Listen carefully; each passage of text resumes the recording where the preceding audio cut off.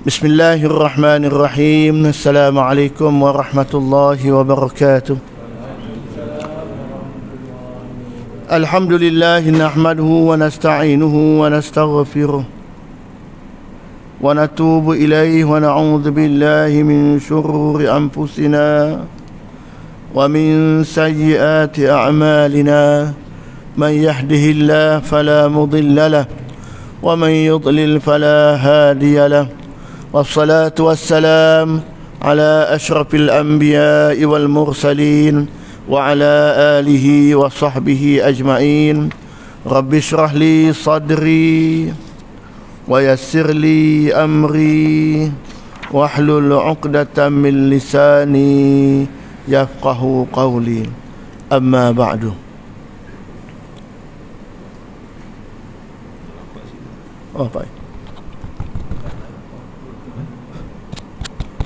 Sahabat-sahabat sidang jemaah yang dirahmati Allah sekalian, pertama kita bersyukur pada Allah Subhanahu wa taala dapat kita berhimpun di hari kedua bulan Syaban, malam 1 Syaban, ini 2 Syaban. Jadi Ramadan berbaki sebulan lagi insya-Allah. Allahumma barik lana fi Syaban wa ballighna Ramadan. Moga-moga Allah beri kita kekuatan untuk mengisi Ramadan dengan amal soleh dan mengisi bulan Syaban dengan amal baik insya-Allah. Sahabat-sahabat sekalian, kita doakan juga sahabat kita Haji Nurdin yang telah dimasukkan ke Hospital Shah Alam semalam kerana kesihatannya, dan kita doakan agar beliau kembali sihat seperti biasa insya-Allah. Saya pun tak sempat ziarah masa dia balik sekejap di rumah. Sempat ziarah dulu masa 3 minggu lepas, masa dia sakit belakang tu lah. Tak dengar makan cubaan. Okey, boleh.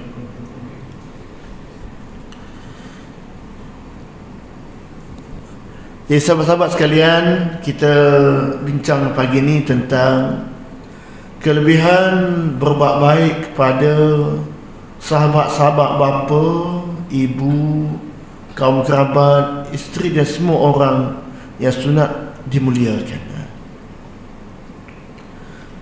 Perintah untuk berbuat baik sesama manusia adalah suatu perkara yang sangat-sangat dituntut oleh agama kita. Ia terlihat pada masa-masa tertentu saja, sama ada masa dia hidup atau selepas dia meninggal dunia.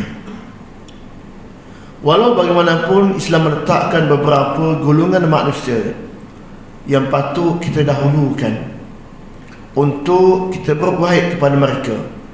Antaranya yang patut kita utamakan, satu, sahabat-sahabat ibu dan bapa kita, sama ada waktu dia hidup atau selepas dia meninggal ayah mak kita itu, serta kaum kerabat dan isteri kawan-kawan kita. Maknanya kaum kerabat kita, kawan-kawan isteri kita yang telah meninggal dunia, kan? Isteri meninggal, katakan ada kawan-kawan dia, buat baik dengan mereka itu juga. Kerana demikian itu boleh mengeratkan hubungan silaturahim antara mereka walaupun ibu dan bapa sudah tiada lagi di dunia ini. Itu prinsipnya, buat baik kepada rakan, sahabat, ibu kita, ayah kita, isteri kita atau suami kita yang telah kembali ke rahmatullah, atau kaum kerabat kita yang itu jadi segi keutamaan. Tengok hadis yang pertama. An Ibn Umar radhiyallahu anhuma anna an-nabiy sallallahu alaihi wasallam qala abarrul birri an yasila ar-rajulu wudda abihi, rawahu Muslim.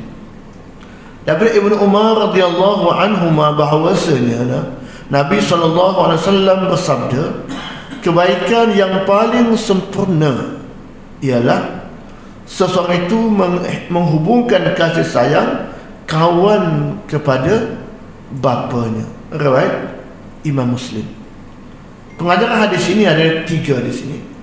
Pertama, Islam menyuruh umatnya berbuat baik kepada ibu bapanya. Itu jelas Waktu mereka hidup mesti buat baik. Itu satu kewajipan kita sebagai anak yang tak dapat kita elakkan, mesti dalam apa bentuk sekalipun. Ibu bapa kita utama. Jadi yang ada ibu, yang ada ayah, maknanya pastikan kita raikan mereka, buat baik dengan mereka walaupun mereka telah pun berusia. Yang pentingnya buat baik mereka. Baru kita duduk salam, balik, jenguk, tanya khabar, sembang dengan mereka, bantu mereka nak pergi mana, bawa dia kata kita mana nak pergi kan, hajat dia kita tunaikan waktu dia ada. Walaupun duduk jauh tak apa, kita balik selalu kan. Jangan tak balik langsung, telefon je, kira duit je, kita tu balik tak balik, tak tengok, jadi tak kena lah kan. Jadi maknanya baik juga telefon tu kan, tapi balik itu berjumpa depan itu lebih baik lagi. Sebab orang tua ni nak cerita, nak luah perasaan kan. Dari banyak anak tu mungkin anak-anak tertentu dia rasa selesa nak cerita. Tak sama setiap dia ni, mungkin katakan dengan kita itu lebih selesa. Balik satu malam sembang, macam-macam cerita, jadi kita dengar kan. Jadi itu suatu kegembiraan mak ayah kita. Atau makan apa yang dia masak, dia hidang itu satu cara kita kan. Bawa dia ke mana dia nak pergi yang baik-baik, nak pergi jarak kawan-kawan dia, cari masa sekejap. Jadi ibu ayah ada itu satu rahmat. Itu peluang syurga dibuat bagi ibu dan ayah kita. Artinya itu peluang kita kalau masih ada ibu dan ayah kita. Yang kedua, amalan yang paling baik ialah menghubungkan kasih sayang dengan sahabat bapa selepas ia meninggal dunia. Itu masih hidup. Lepas dia mati, dia ada kawan dia yang selalu dia berhubung. Kita sambung silaturahim dengan kawan ibu dan ayah kita. Maknanya walaupun mak kita mati dah tak ada, kita duduk salam, ayah mak tak ada dah. Ada adik-beradik seorang kat kampung lain buat kata kan, balik jugalah, balik jenguk siapa?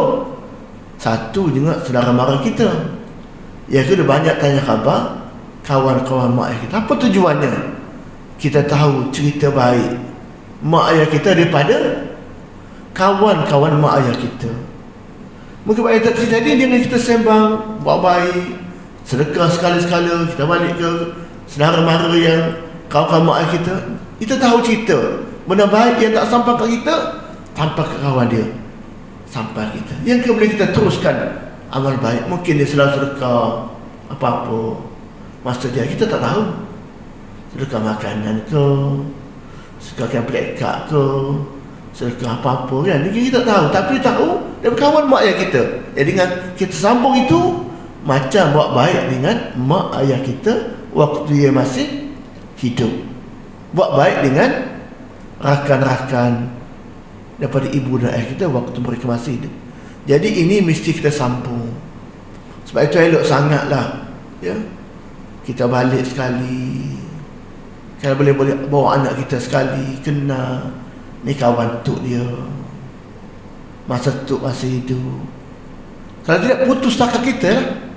Kalau kita balik seorang kan, anak duduk salam, balik kampung tak apa nak selesa sangat, naik orang kampung pun kan. Jadi kalau kita tak bawa sekali, putus takat kita lah. Anak-anak kita dah tak kenal dah kawan tok dia. Jadi kita sekalikan kan, sekali-sekala balik tengok kan, walaupun rumahnya buruk ke tak elok tak apa, itulah tanda kita buat baik kepada orang lain kan. Jadi itu penting, rasa silaturahim, rasa persahabatan. Kalau kita duduk bandar, mungkin duduk taman perumahan ke macam Pak kita ni kan, mungkin rumah mak kita dah jual dah, kita duduk seksi 20, mak kita mungkin 4 lain tahun tapi dah jual dah. Ada kawan dia kan, lorong yang sama, lorong belakang ke, kawan mengaji dengan dia ke, kawan tadarus dengan dia, buat baik lagi dengan mereka itu. Balik ziarah, balik tanya khabar, seronok sangat kawan kita boleh jumpa balik dengan anaknya yang masih ada hubungan dengan kaum mak kita. Jadi itulah cara baik dengan mak ayah lepas mereka meninggal dunia. Antaranya hubungkan dengan kaum baik mereka. Yang ketiga, Islam mementingkan perhubungan dan kasih sayang yang berterusan antara sesama manusia. Maknanya teruskan hubungan silaturahim walaupun selepas ibu ayah kita meninggal dia, dengan kawan-kawan mereka yang masih hidup. Paling tidak kita boleh kenal anak-anak mereka, keluarga mereka, yang kita boleh bantu kalau mereka tu susah kan. Kita di kampung ni, dulu kampung kan biasa, kalau mak ayah saya dulu anak 6 orang, nak 6 berbelajar besar tu bila anak sambung belajar lebih tinggi lah. Orang kampung ni buat padi je kan, dah getah. Jadi antara caranya dulu satu, bawah lembu lah, bawah lembu kerbau. Mana dia suruh orang kampung ni bela lembu tu, ibu milik tuan dia lah, milik kita lah. Dapat anak seekor, anak pertama mungkin hak penjaga, anak kedua hak kita. Jangan dulu bila nak hantar anak, bila dekat kapal terbang nak hantar anak pergi mesti mana, jual lembu seekor dapat 3,000. Itu harta dia lah kan, jual. Jadi bila kita balik kampung, kita pergi jumpa balik, siapa pernah bela lembu mak ayah aku dulu ni. Yang kedua, mak ayah kita kena berhutang duit kan, berhutang duit. Kenapa berhutang tu? Nak hantar, nak belanja anak, duit tak ada masa tu kan. Jadi kita buat baik dengan dia balik. Masa ayah kau susah, mereka tolong. Sekarang kita dah tua, dia pun dah tua, kita bantu lagi. Itu mana merapatkan lagi hubungan silaturahim antara kita, mereka anak dengan kawan-kawan ayah yang lebih tua daripada. Itu pentingnya berlakulah hubungan silaturahim yang betul. Ada kendala, ada kematian, sampai berita kat kita, sebab kita selalu ziarah. Kata ziarah, kerugi ke mati, orang tak boleh tahu dah. Nombor telefon anak dia pun tak ada dah, tak jenguk lepas dia mati, jadi putus hubungan. Kita nampak di kampung pun nak jumpa siapa ni, tak kenal dah, budak-budak baru tak kenal dah, warga-warga tak ada dah kan. Jadilah sekali tak balik kampung, tak kenal asal kita dari mana, anak kita tak tahu dah kan. Kan itu pentingnya. Yang kedua, kita ziarah kubur lah kan, mestilah balik kampung bawa anak cucu kita ziarah kubur, ni tok dia, nenek dia, kenal kan. Lepas kita mati, mungkin dia sambung kerja itu. Kalau tidak, anak tak tahu kubur tok dia mana, tak tahu. Kubur kampung ada nama, kadang ada nama, kadang tak nama. Jadi balik kampung, mana kubur tok dia tu, bucu-bucu tu lah, mana betul tak tahu. Kita tak pernah buat balik pun, tak pernah tunjuk ni kubur tok dia, ni nenek dia, ni pak saudara, ni sepupu.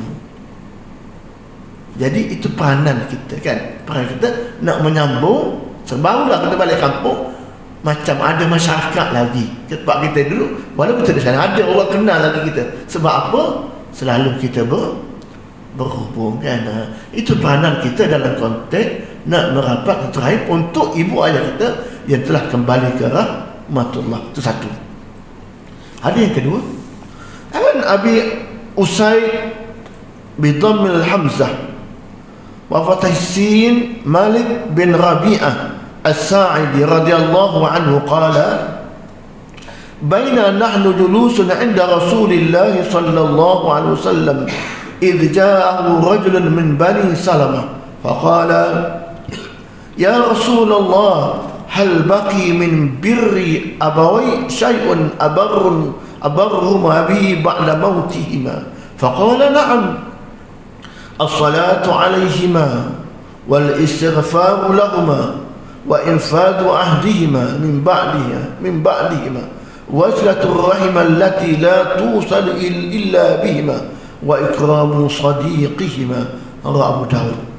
Dapat Abu Usaid Malik bin Rabi'ah As-Sa'idi radhiyallahu anhu katanya, sedang kami duduk dekat dengan Rasulullah sallallahu alaihi wasallam, tiba-tiba datang kepadanya seorang lelaki dari Bani Salamah lalu berkata, wahai Rasulullah, adakah masih ada kebaikan bagi dua ibu bapaku yang boleh aku lakukan untuk mereka setelah kematian keduanya? Sahabat tanya, ada tak amalan yang boleh aku buat lepas mak ayahku mati, kebaikan sampai pada dia walaupun dia dah mati? Apa dia? Jawab Nabi, ya ada. Satu, berdoa bagi keduanya, memohon ampun untuk keduanya. Maknanya doa, Rabbir firli wali walidayya warhamhuma kama rabbayani saghir. Ya Allah, ampun dosa mak ayahku kan. Dan jagalah macam jaga masa kecil dulu. Doa selalu kan, dalam solat kita ya, luar solat kita, doa tu sampai pada ibu ayah kita, minta Allah ampun, minta jangan seksa kubur, minta masuk syurga ayah mak kita kan. Yang kalau kita amal besarkan anak kita, mana anak kita pun mengamalkan benda yang macam itu. Satu, doa jangan tinggal. Rabbir firli wali walidayya warhamhuma kama rabbayani saghira. Satu itu doa anak pada ibu ayah yang telah kembali ke rahmatullah. Satu. Yang kedua, menunaikan janji kedua-duanya seperti wasiat dan sebagainya. Selesaikan kalau dia baru meninggal apa janji dia dengan orang. Bila dia wasiat, tunaikan. Kalau tak canggah dengan hukum syarak, selesaikan. Kalau pusaka tak lebih 1/3 dia pesan, tunaikan. Lebih 1/3 itu boleh bincang adik-beradik lah. Kalau reda meredai boleh, kalau tak reda meredai bagi ikut faraid lah kan. 1/3 boleh, lepas 1/3 itu kena bagi ikut faraid, kecuali yang berat atas pusaka itu bersetuju atas apa yang disebut, maka bagilah ikut apa yang disebutkan itu. Kalau tak bersetuju, tak reda, elok bagi ikut faraid. Itu yang terbaik kan. Mana tunaikan. Jangan apa dia janji dulu kan. Apa dia pernah buat dulu, tunaikan. Pernah bagi tabung masjid ke, dia RM10 seminggu misalnya, kita sambunglah kerja itu kalau boleh. Kalau kita mampu. Kalau tak mampu tak apalah kan. Kita pun tak mampu, tak payahlah. Dia selalu buat gitu, sambung kerja dia. Mudah-mudahan dengan settlekan urusan itu sampai pada ibu ayah kita yang dalam kubur itu. Okay. Kemudian selepas kedua meninggal dunia, menyambungkan dengan ketika menyambungkan silaturahim yang tidak boleh dilakukan melainkan melalui kedua-duanya. Maknanya sambungkan silaturahim macam dia masih hidup itu kita. Dan memuliakan sahabat dan taulan keduanya. Satu, sambungkan. Yang kedua, muliakan, hormat, buat baik dengan kawan ibu dan ayah kita. Itu 3 nabi besar lepas mereka meninggal dunia. Apa pengajarannya? Islam menggalakkan umatnya supaya bertolong-menolong dan melakukan amal ibadat untuk mereka yang telah meninggal dunia, terutama bagi kedua ibu bapanya. Itulah amalan tadi. Mana amalan doa kita kepada mereka kan, selesaikan janji mereka kan. Kalau hutang, kita tolong bayar hutang mereka yang masih ada. Dan yang ketiganya menyambung silaturahim. Yang kedua, pahala dan kebajikan bagi orang yang telah meninggal dunia masih ada dan ia adalah dilakukan oleh orang yang masih hidup. Maksudnya sampai pahala kepada mereka dalam kubur. Yang ketiga, perhubungan persaudaraan dan silaturahim bukan hanya setakat hidup sahaja, malah selepas mati persaudaraan boleh diteruskan oleh orang lain. Jelas Yang keempat, amalan kebajikan yang boleh berterusan bagi orang yang telah meninggal dunia ialah berdoa ke atasnya, memohon keampunan, melaksanakan amalan jariahnya, meneruskan silaturahim yang telah dijalankannya semasa hayatnya, dan menghormati sahabat-sahabat ibu dan ayah kita. Itu penting. Yang kelima, amalan ini jika dilakukan akan memberi faedah kepada dua pihak, iaitu pihak yang melakukan amalan tersebut dan pihak yang meninggal dunia, di mana amalan tersebut khusus diniatkan untuknya. Kita pun dapat pahala, mak ayah pun dapat sahamnya. Dua-dua dapat.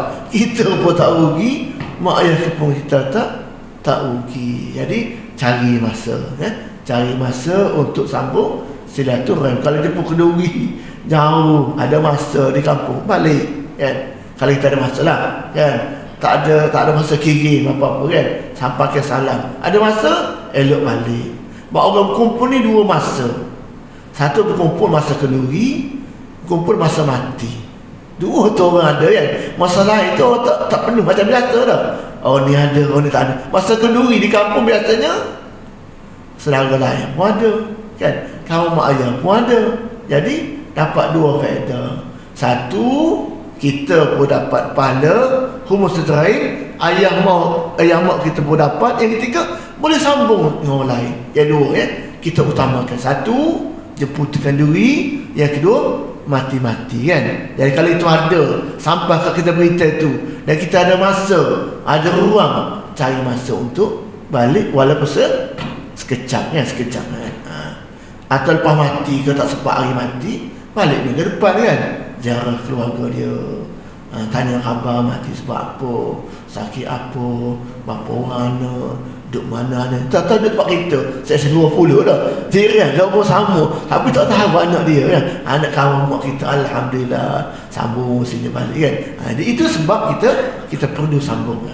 Yang keenam, hadis ini mengingatkan kepada umat Islam betapa Allah masih memberi pahala pada orang yang telah mati apabila amalan tersebut dilaksanakan oleh mereka yang hidup. Berterusan amal itu kan, dengan sebab menyambung silaturahim. Itu hadis yang kedua. Hadis ketiga ini kisah Nabi lah. Kisah Nabi dengan Khadijah. Lepas Khadijah meninggal dunia, ni dekat isteri kita lah kan. Nabi kahwin dengan Aisyah dah kan. Khadijah meninggal dah, dia sebut nama Khadijah lagi kan.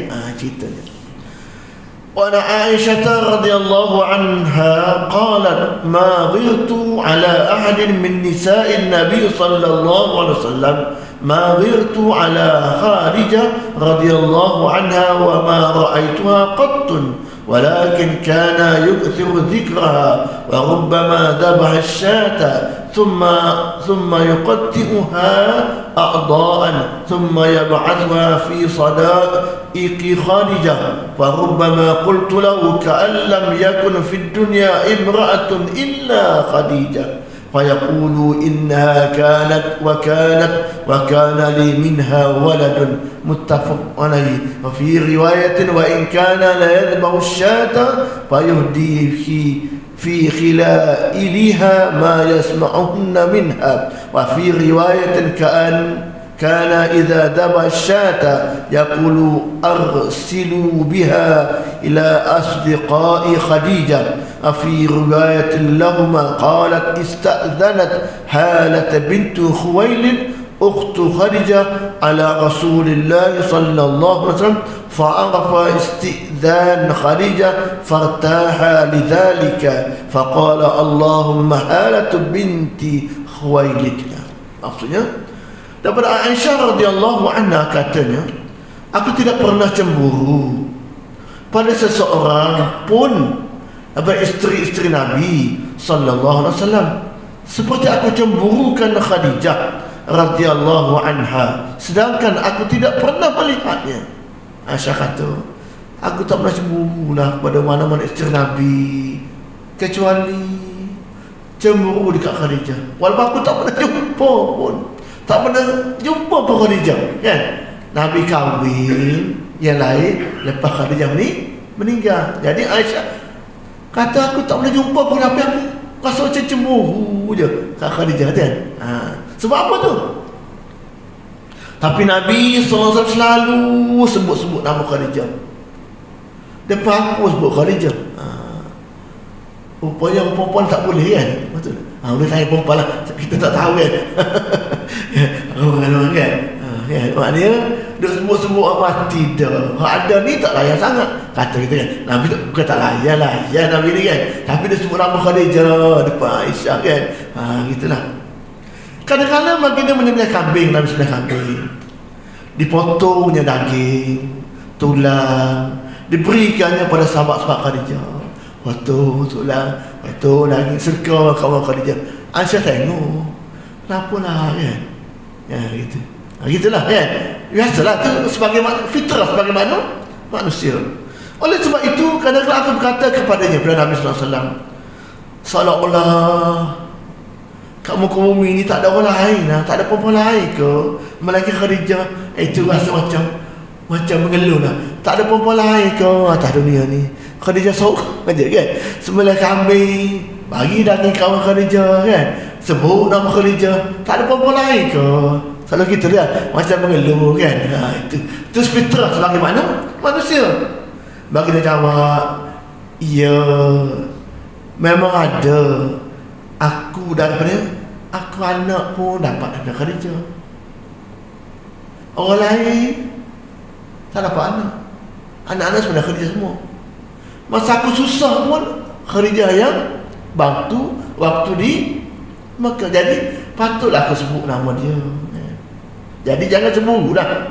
Jangan cemburu lah. Dia sebut sebab dia banyak berkorban waktu, harta dia pun habis untuk aku bantu kerja agama waktu di kota Makkah. Jadi jangan cemburu lah kan. Maknanya nasihat kat Aisyah, jangan cemburu lah, walaupun aku dah ingat selalu sebab banyak jasa dia pada aku 10 tahun kan di kota Mekah itu kan. Kahwin 25 kan, Nabi jadi Rasul 40. Jadi berdakwah 10 tahun. 10 lagi 25 kan, berapa? 15 lagi 35 tahun kan, lebih kurang.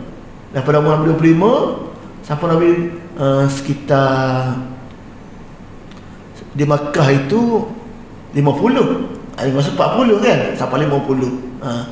Aisyah itu Khadijah meninggal waktu sebelum Isra' Mi'raj, katakan 2 tahun lah, lebih kurang mana dekat 30 tahun lah. Artinya hubungan itu lama. Jadi waktu itu Aisyah hartawan, Khadijah hartawan, bukan orang biasa, orang kaya.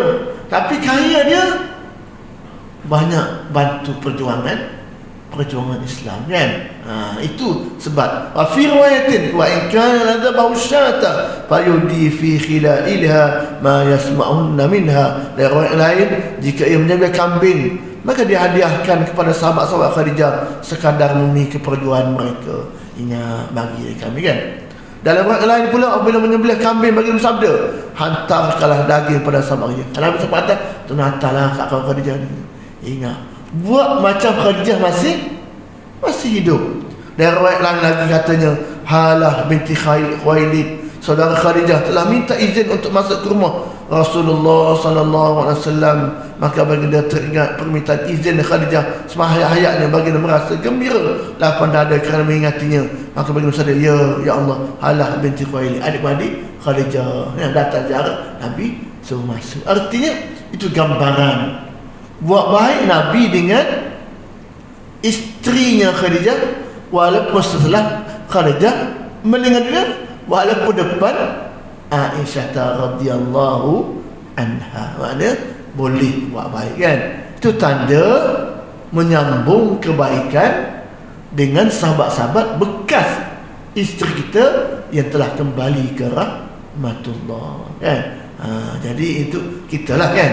Kalau kita ada isteri yang meninggal kan, kahwin lain kan tak apa kan, tapi itu boleh kita sambung, macam menyambung kebaikan isteri kita dulu. Pengajaran hadis, cemburu adalah sebahagian bersifat kaum wanita, akan tetapi ianya mempunyai batas-batas tertentu, iaitu cemburu kerana kebaikan. Cemburu tak apa, tapi untuk sama-sama buat kebaikan. Maknanya bila Nabi ingat kawan dia, maknanya kita isteri baru ni pun kena baik macam Khadijah jugalah kan. Tak mana perempuan kalau saya salah sebut ke kan? Maknanya kita lah kan, maknanya kita bawa suami kita buat baik macam suami tersebut baiknya dia kan. Tapi kalau isteri tak boleh sangat, jangan sebutlah. Dia sebut lagi marah, saya sebut gaduh pula kan. Kita pandai-pandai lah. Ni lagi marah, lagi sebut, saya sebutlah buat senyap-senyap lagi kan. Tak apa kan. Nak jaga hubungan. Tapi maknanya sebagai perempuan mungkin kita belum buat, mungkin kalau dia buat baik macam ni, kita nak tengok dia buat baik macam ni kan. Maknanya belum lepas tabikul khairat, belum untuk buat kebaikan. Yang kedua, Islam menggalakkan umatnya memuji, menyebut, mengingati orang-orang yang melakukan kebaikan selepas matinya, sama ada untuk dicontoh. Maknanya boleh sebut baik orang yang telah mati.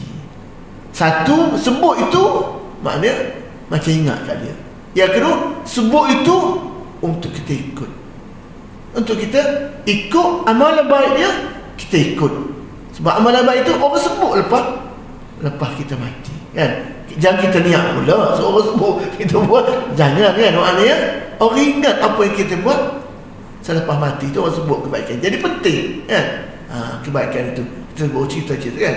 Benda kadang-kadang benda simple je. Ada setengah jemaah kita tu suka kutip sampah habis majlis kat surau, tak ada orang suruh pun, jangan sampah, kutip sampah. Kalau dia tak ada, selera nampak, tak ada orang kembang, simple.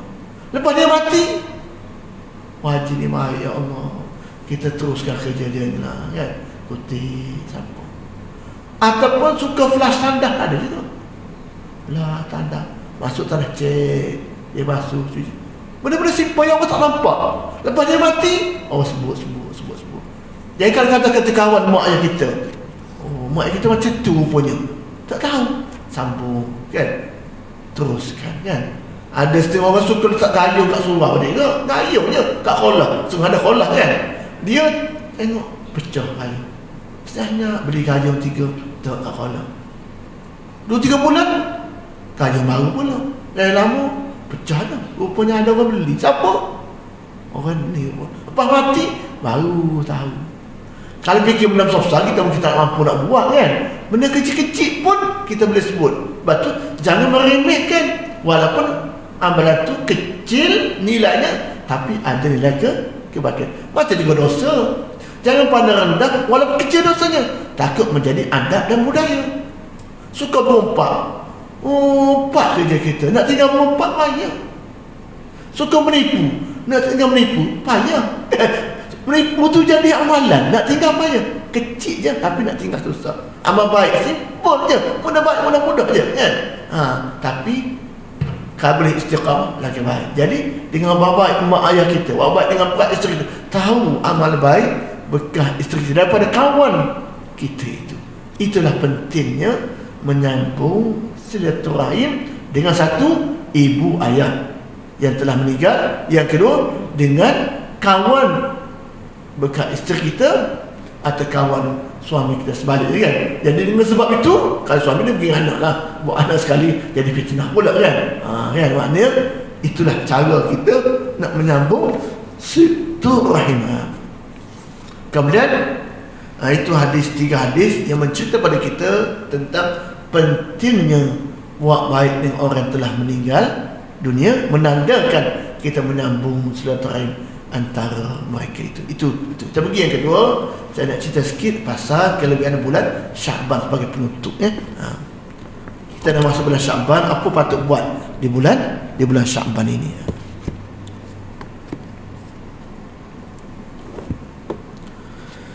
Hadis-hadis ada kaitan dengan Sya'ban, antaranya ialah Ummu Salamah radhiyallahu anha meriwayatkan katanya, anna Rasulullah sallallahu alaihi wasallam lam yakun yasumu min as-sanati syahran taman illa Sya'ban yasulu bihi Ramadan. Bahawasanya Rasulullah sallallahu alaihi wasallam tidak berpuasa sebulan penuh dari setahun melainkan bulan Sya'ban. Boleh sambungkan Sya'ban dengan Ramadan. Satu. Hadis kedua, Aisyah radhiyallahu anha pernah meriwayatkan katanya, ma ra'aitu Rasulullah sallallahu alaihi wasallam istakmala siyama syahri qattun illa syahrun Ramadan wa ma ra'aitu fi syahrin akthara minhu siyaman fi Sya'ban.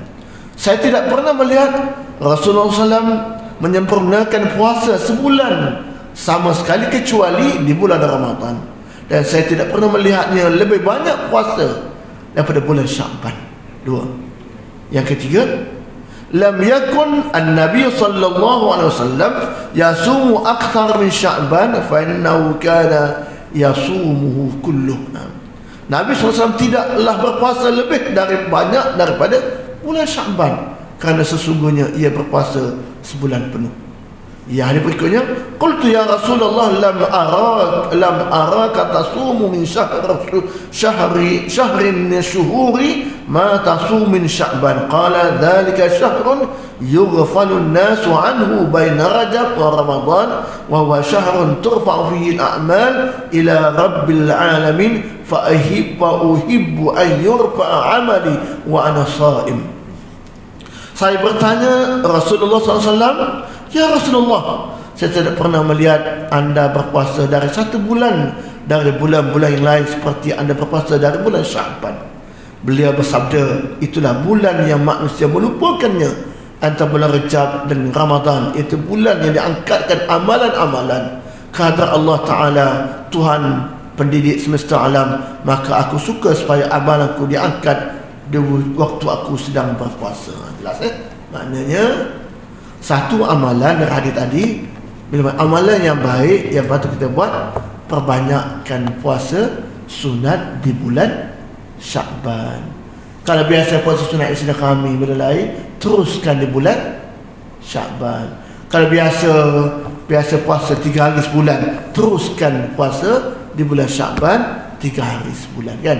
Amalan itu Nabi selalu buat, banyakkan, lebihkan puasa sunat di bulan Sya'ban. Sama ada nak puasa sebulan ataupun nak puasa selang sehari macam pertanyaan beliau, ataupun nak puasa 2 hari seminggu istilah kami, atau nak puasa 3 hari bulan 13, 14, 15 ayyamul bid, hari-hari putih. Yang pentingnya perbanyakkan puasa sunat di bulan Sya'ban.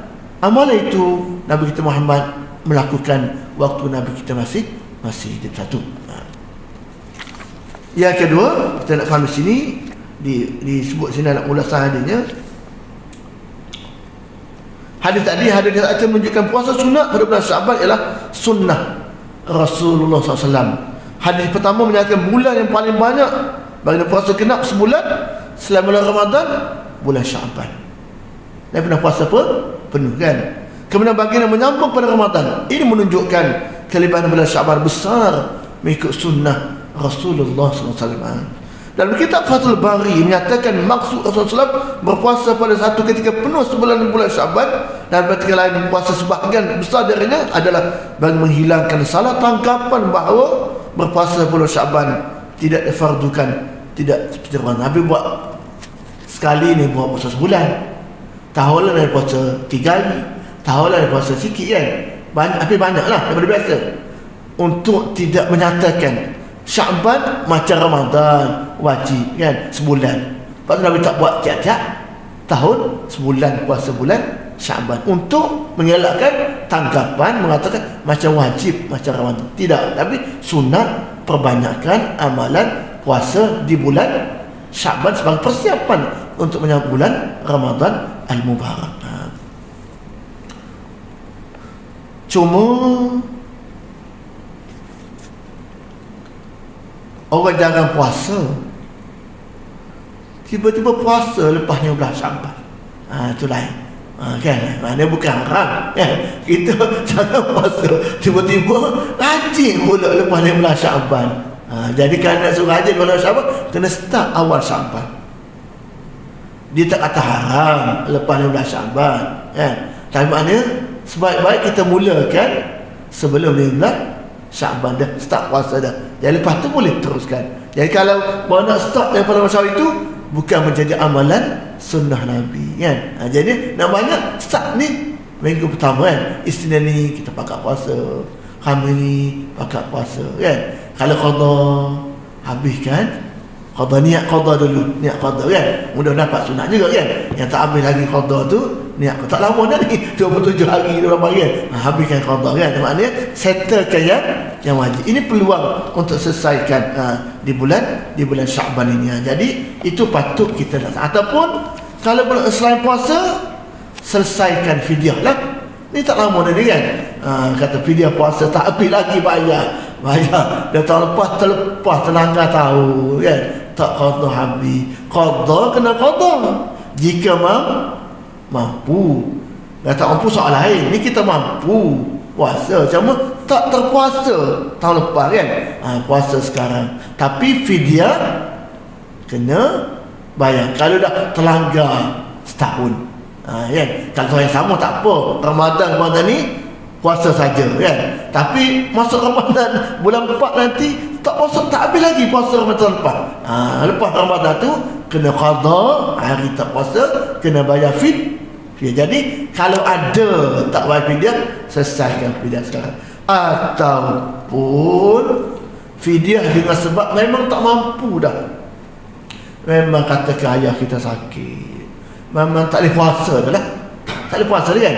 Mana kita bayar, selesaikan fidyah, kan? Fidyah puasa, kan? Fidyah puasa tu maknanya selesai. Kalau orang sakit yang tak ada harapan sembuh, yang tak mampu dah untuk berpuasa, settlekan fidyah itu, settlekan fidyah itu. Ataupun perempuan hamil yang menyusukan anak, kan, yang dengan sebab itu mudarat pada anak, kan, kena settlekan fidyah itu. Jadi ataupun orang yang uzur memang tak boleh qada puasa dia, tahun tahun ni uzur manjang, tak boleh qada dah, bayar fidyah. Tapi kalau mampu kena puasa. Jadi itu amalan-amalan yang patut kita selesaikan di bulan Sya'ban. Mudah-mudahan satu, amalan puasa sunat. Yang kedua, selesaikan yang belum selesai seperti fidyah dan qada puasa sebelum masuk bulan Ramadan yang akan datang. Dalam konteks tadi sebut hadis yang melarang berpuasa pada bulan Sya'ban jika memulakannya pada hari ke-16 Sya'ban, makna tak digalakkan kalau tak pernah puasa sebelum 15 Sya'ban. Namun sekiranya seorang memulakan puasa pada hari ke-15 dan 14, maka dia boleh meneruskan puasa pada separuh kedua bulan Sya'ban. Itu dari segi kaedah untuk kita amalkan. Jadi kesimpulannya, di bulan Sya'ban amalan terbaik perbanyakkan puasa sunat. InsyaAllah kita berazamlah setakat kita mampu, kita latih buat puasa sunat. Sebab apa? Satu hari puasa sunat disebut 70 tahun dijauhkan daripada api neraka, sab'ina kharifan. Satu hari, ya Allah. Jadi kalau mampu elok sangat, kan? Puasa sunat ni payah sebenarnya. Sebut senang, nak buat payah. Sebab ramai tak puasa, baru puasa. Bila masa puasa, kawan ajak minum, ngetes sana, ngetes sini, kan? Yang ini nak kata puasa, malu, apa? Rajin sangat dah. Dah sekali, bukan senang lah. Bukan senang. Jadi, kita berazam lah. Kalau kamu apa kat puasa, Senanglah kan, kawan kita pakai puasa Ramadan jadi orang tak ajak lari Senin tu, orang tak ajak lari Khamis tu kan, orang lain orang ajak tak apa. Jadi maknanya kita berkawan dengan orang yang ada puasa, boleh sabarnya kurang kan. InsyaAllah mudah-mudahan dapat kita amalkan secara bersama. Jadi kita faham pagi ni dua perkara. Satu, buat baik dengan ibu, ayah, isteri atau suami telah kembali ke rahmatullah dengan cara menghubungkan silaturahim dengan kawan-kawan. Yang kedua, banyakkan amalan puasa sunat di bulan Syaban yang berwaki sebulan lagi insya-Allah. Saya rasa cukuplah setakat itu. Yang baik daripada Allah, yang buruk ada kelemahan saya sendiri. Aqulu qawli hadza wa astaghfirullah li wa lakum wa billahi taufiq wal hidayah. Assalamualaikum warahmatullahi wabarakatuh. Bismillahirrahmanirrahim. Alhamdulillahi rabbil alamin. Hamdan yuwafi ni'amahu wa yukafi'u mazidah. Ya Rabbana lakal hamdu kama yanbaghi li jalali wajhika wa 'azimi sultanik. Allahumma ij'al jam'ana hadha jam'an marhuma wa tafarruqana min ba'di tafarruqan ma'suma. Allahumma barik lana fi Sya'ban wa ballighna Ramadan bi rahmatika ya arhamar rahimin. Rabbana atina fid dunya hasanah wa fil akhirati hasanah wa qina adzaban nar. Walhamdulillahi rabbil alamin. Subhanakallahumma wa bihamdika asyhadu an la ilaha illa anta astaghfiruka wa atubu ilaik. Bismillahirrahmanirrahim. Wal 'ashri innal insana lafi khusr إلا الذين آمنوا وعملوا الصالحات وتواصوا بالحق وتواصوا بالصبر. Kita sama doalah mudah-mudahan Hajiddin makin sihat dan siapa yang sedang uzur beri kesihatan semula oleh Allah Subhanahu wa taala insya-Allah. Sekian, terima kasih.